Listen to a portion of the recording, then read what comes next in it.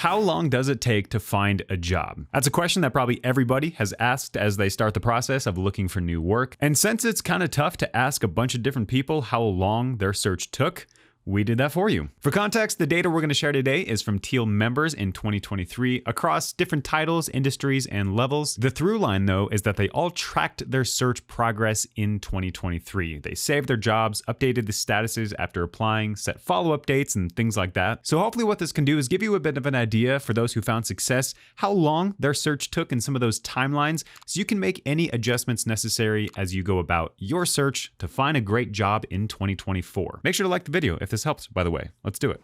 So we've got some of the common timeline questions to go through. Question number one, how long does the job search take? It's a very common high-level question, and we saw that most members experienced a search lasting between 21 and 89 days. The median duration from first application to first offer was about 44 days. You'll see where that range comes from as we go on, and even just how those numbers alone can help set a plan in motion. Next question, how long does it take to hear back from a job? Now, this is a timeline to be conscious of because it's that window of time where you should be expecting a response. It's also good to know so then you can figure out when to send a follow-up email after you've applied or when to start, kind of emotionally moving on to the next opportunity. The majority of Teal members who got interviews in 2023 heard back within 4 to 15 days after applying. As you can see, sometimes it's really quick, sometimes it can take a couple weeks. So what you should do is send out a follow-up every week for 3 weeks after applying. After 3 weeks, if you haven't heard back, unfortunately, at that point, it is probably a no-go.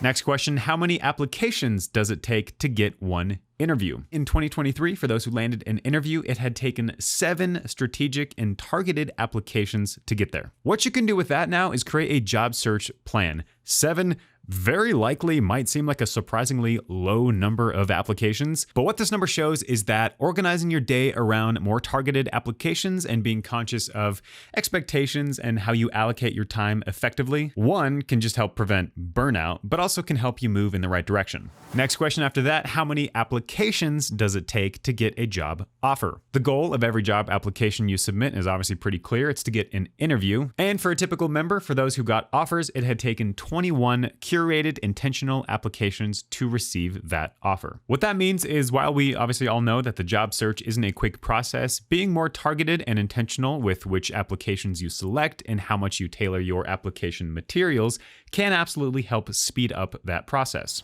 Next question, how many interviews does it take to get a job offer? If the goal of every application is to get an interview, then the goal of every interview is to get that offer. And of course, success in these interviews is a multi-factor element. It's qualifications, of course, but it's also, it's preparation for the interview itself, and then also a clear understanding of the company and the role. In 2023, for those who received an offer, it had taken up to 6 first-round interviews to get there. That means that just setting some expectations, getting a job usually isn't just about getting one interview. You might need to go through several first-round interviews before you land that offer, but also just be aware that going through multiple interviews isn't necessarily a reflection on your skills or suitability.